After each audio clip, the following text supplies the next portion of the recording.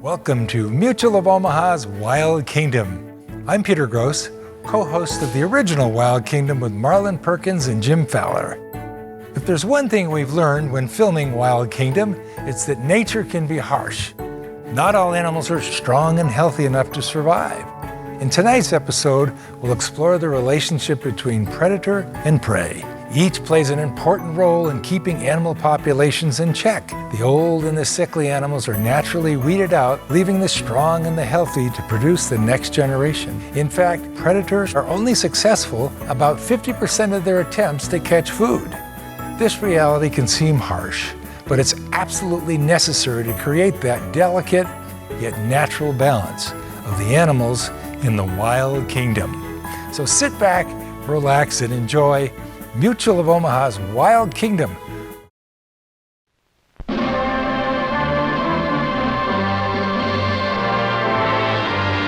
Mutual of Omaha's Wild Kingdom.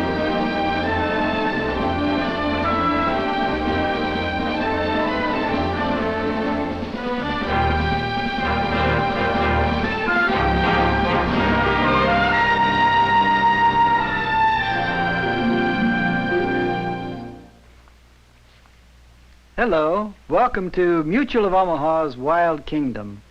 The spotted ghost of our story is the leopard, the most beautiful of all wild cats. He's a beautiful cat, all right, but he's also one of the most secretive and hard to find. And because of these spots, it's amazing how easily they disappear into the shadows. Yes, with his ability to hide from his enemies, including man, plus his courage and his wonderful endowments for hunting, with these advantages, he's managed to hold out today in quite a wide range. He's found in parts of Asia Minor, down through all of India, Burma, the Malay area to Sumatra, and north in Asia to northern China. In Africa, he's found in all of the continents south of the Great Sahara Desert. But we found him right here in the Kalahari. A friend who lived in Bechuanaland told us of the location of a leopard's den. It was near there that Jim and I made camp to conduct our study of this cunning cat. A short hike from camp, the shrub and dry grass of the Kalahari gave way to great dunes of sand, which I found made excellent watchtowers from which to spy on the family of leopards we were keeping under observation.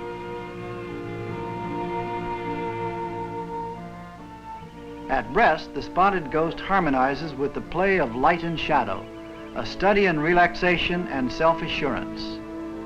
He's active at night. His big round eyes help him to see in the dark, and his sensitive whiskers help him feel his way. The male leopard takes no part in raising a family. When he's not sleeping or hunting, he spends the time patrolling his territory.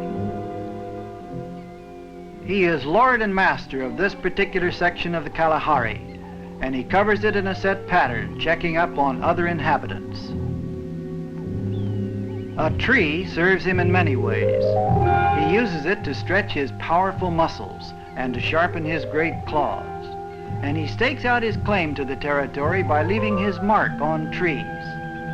This is equivalent to posting no trespassing signs to warn other adult male leopards that this territory is occupied and that any intruder will be fought off.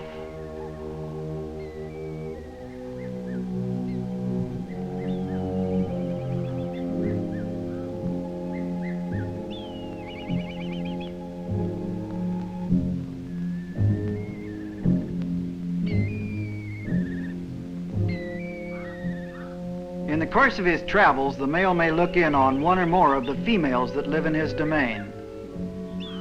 But during the time she's raising a family, mother doesn't want the male hanging around.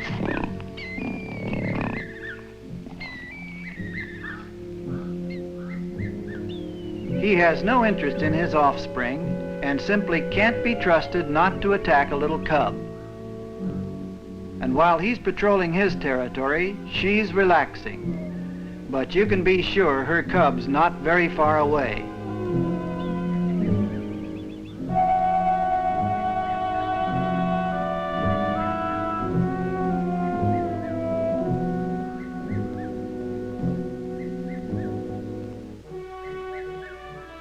The principal focus of our study was the mother and cub whose den we'd found. But as he grew, the youngster spent less time around the den and more time following after mother on her hunting expeditions. This was his way of going to school. Rock outcroppings are favorite haunts of baboons, which are a mainstay in the leopard's diet. For the mother, this is hunting ground. For Junior, it's a playground. What a fine place to practice lurking and stalking. But suddenly it's no longer a game. Something's caught his eye. It's a vervet monkey.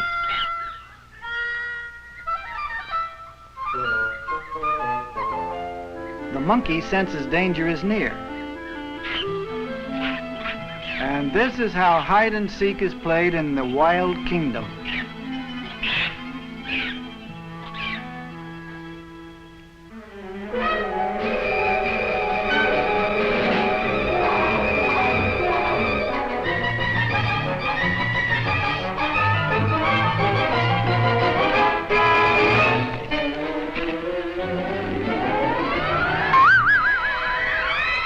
The cub's instinct is sure. His tactics are those of the adult, and he's certainly no quitter. He's going back for more. He's only lacking experience and strength, and this is the way he develops both.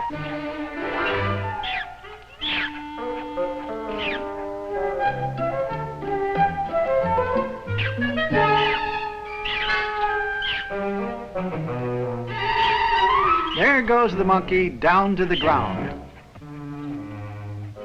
And before the cub can even get himself turned around, the monkey has scampered up another tree.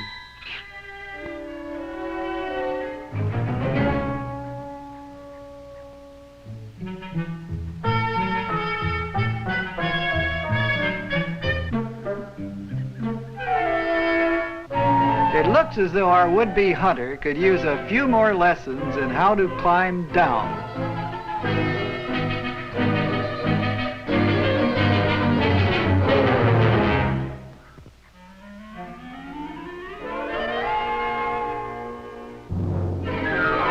Not far from the leopard's den, 3 guinea fowl are pecking around. The bird is native to Africa, and with its long wattles and bald head topped by a horny ridge, it will certainly never take a beauty prize. Returning home alone, the cub spots the birds.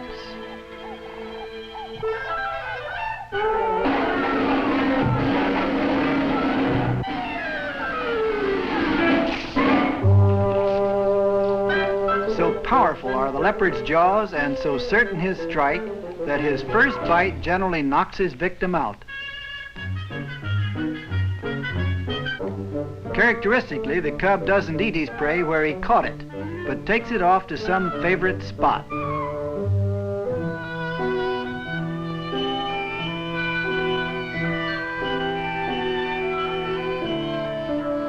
But wait, that bird's not dead.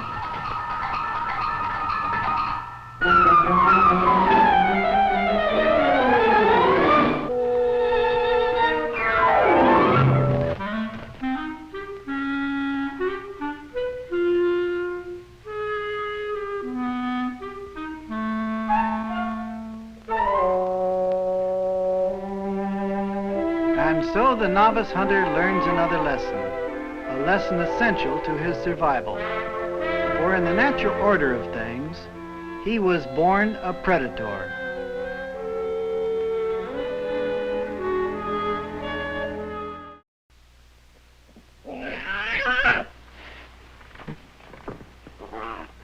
In the Kalahari, it seems that leopard cubs are born just before the dry season. This means that by the time they begin to require a lot of food, other animals are concentrated in the herds and can be more easily preyed upon. With the coming of the dry season, the Kalahari winter is on its way. The leopards seem to thrive in the colder weather, but for the reptiles, it's a different story.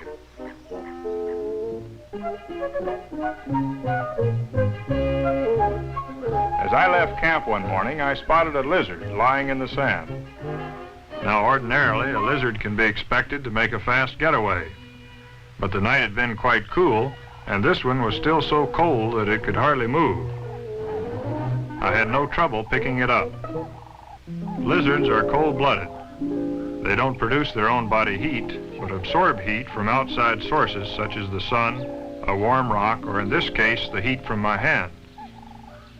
As soon as it warmed up, it lost no time taking off. I was on my way to observe the leopard's den, and when I got there, I saw the cub also stalking a cold-blooded animal. But his was larger, a python. This could be a dangerous situation for the cub. A python can and often does devour an animal this size. I noticed that the cub seemed instinctively to stay outside the snake's striking range, but he wasn't backing away.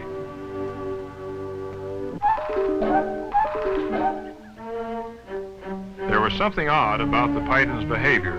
He seemed unable to strike. The cub moved in to investigate.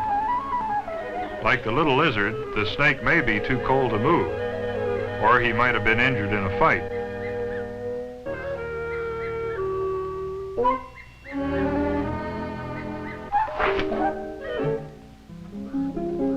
Regardless, it was too much for the cub. He had learned one more lesson in the art of survival. As he moved toward a spring, the cub spotted another fascinating reptile, a leghorn lizard about 4 feet long. He has the habit of robbing birds' nests of eggs, and to make climbing easy, his feet are fitted with long claws that hook onto the bark.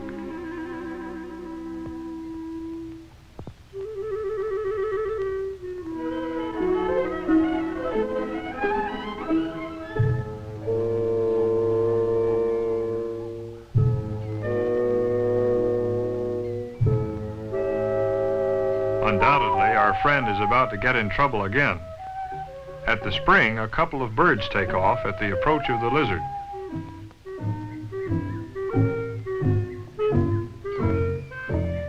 But our young explorer is never fazed. Everything has to be investigated, especially everything that moves. If looks could kill, the lizard could defend himself that way, but his real weapon is his slashing tail.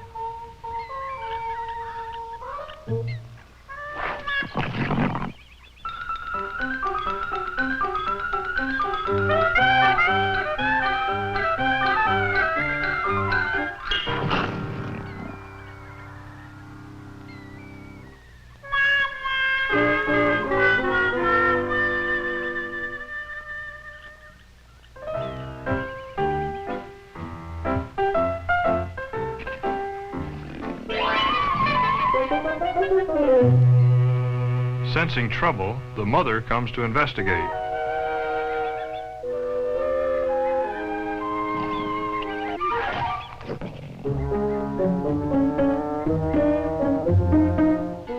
The cub decides that the big lizard is too much for him and leaves the job to his mother.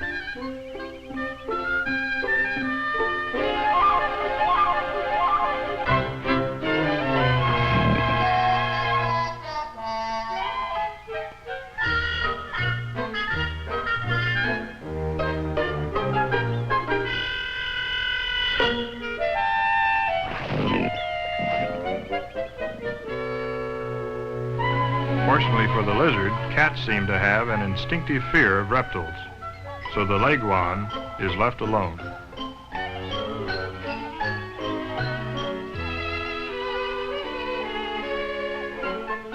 I was watching the cub one day when, just as he went into the den, 3 ostriches moved into view. They weren't sticking their heads in the sand, but they were going over it pretty carefully, picking up everything fit to eat, along with a few pebbles to grind up the food.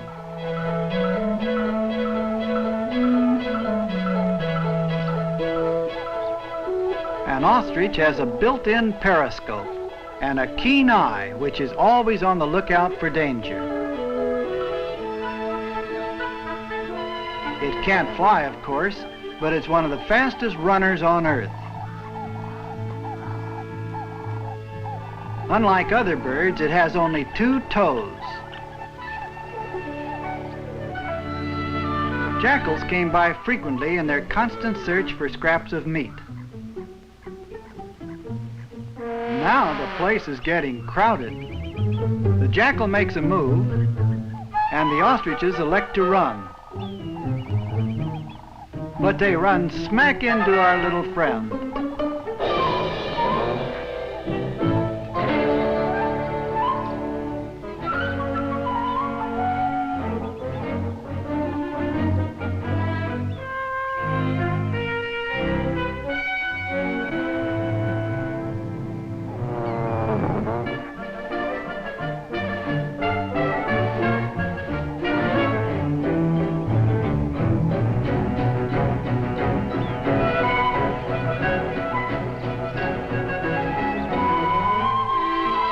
Just when the cub decides to quit, the jackal takes up the chase.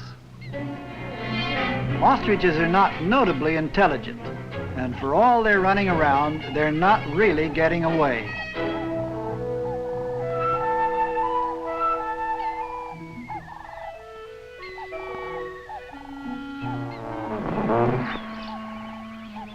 It seems that the jackal is the one that should have run away, for now the ostriches have turned on him.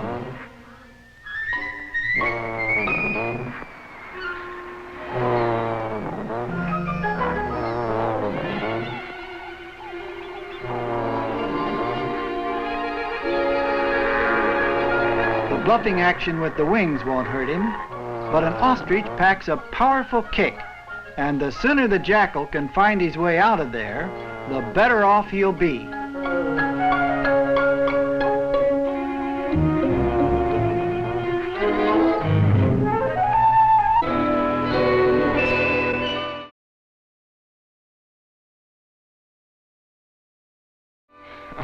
Marlin, the way those ostriches took on that jackal certainly destroys the myth that they protect themselves by burying their head in the sand. It certainly does, Jim. As the dry season progresses, water disappears, and the animals are forced to go without it. Following antelope tracks near camp led me to a story of survival in the Kalahari. This is an area where antelopes had been digging up the ground with their hooves, and here I would find out how they survived during this long dry season.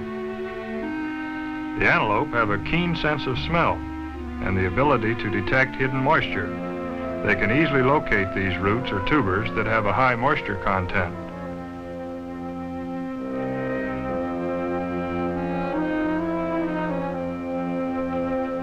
In many parts of the Kalahari, such tubers are the only source of water for the animals.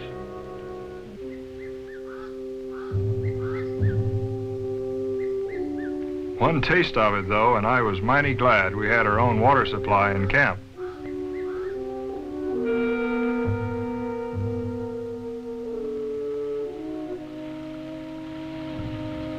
We often followed the big herds by truck. In their search for water, many animals travel traditional migration routes through areas where ages ago water was plentiful. The streams have long since dried up, but instinct impels the herd animals to follow the same paths.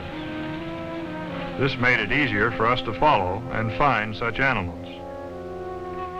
On one trip, we found a herd of eland. They obviously sensed danger in the area.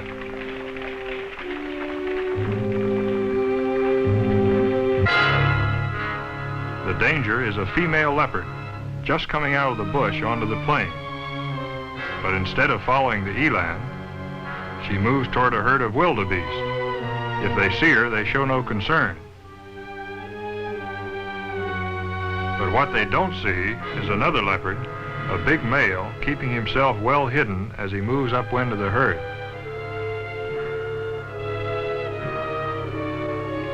The wildebeests are caught in a trap. The female shows herself openly, clearly not interested in hunting.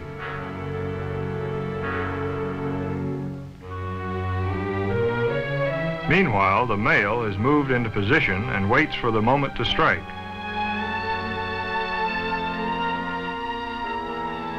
Thus, the female distracts the herd until by the time they sense the real danger and start running, it's too late.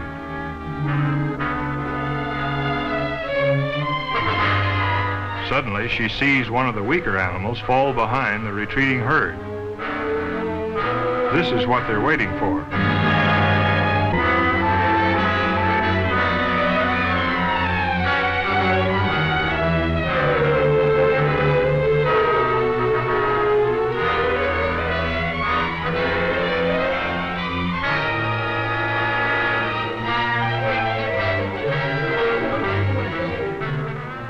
The wildebeest is knocked unconscious, and the end is quick. Now the female leopard comes up to make sure their efforts have been successful. Since the male made the kill, he'll satisfy his hunger first, and when he's left, she'll return. Looking around the area, I saw another young wildebeest that had fallen behind when the herd ran away. It was lucky for him that the leopards were satisfied with one kill. He seemed very weak, so we decided to see if we could catch him and perhaps help him.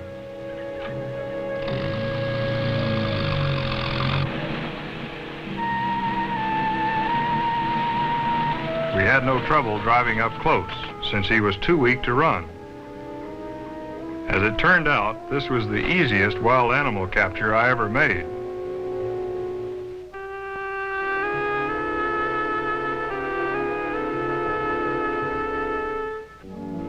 He didn't seem to have any broken bones, but he was obviously undernourished. And when I looked in his mouth, it was easy to see that what he was really suffering from was lack of water. That was easy to fix. Our African helpers found it highly amusing.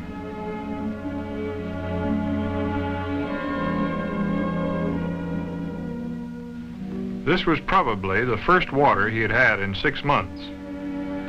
We figured that to leave the young wildebeest there, away from the herd and in a weakened condition, was to abandon him to the not-so-tender mercies of the leopards and other predators. He'd be much better off in camp, where he could get plenty of food and water. And in return for our hospitality, he'd be giving us a fine opportunity to study him at close range.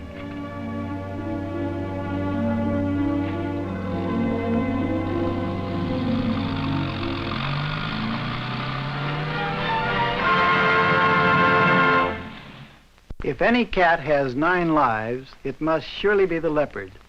Clever, secretive, strong and agile, a superb runner and climber, he knows no enemy but man, and does a masterful job of eluding even him. African tribesmen will tell you they'd rather face a lion than a leopard, and the warrior who kills a leopard and can wear its skin and a necklace of its teeth and claws is highly honored among his people. The leopard is a relentless predator, yet there's no malice in his killing. He is simply carrying out his assigned role in the great natural drama of the struggle to survive. We can only admire his strength and beauty and marvel at his cunning and courage. A creature who truly deserves to be called magnificent, our spotted ghost is one of the grand champions of the wild kingdom.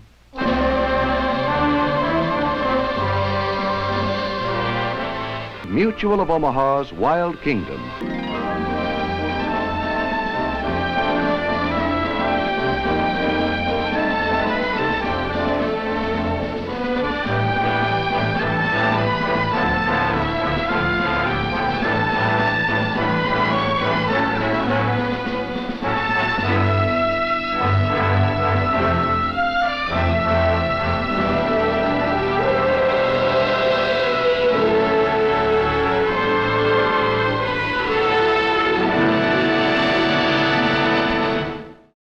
Like what you saw?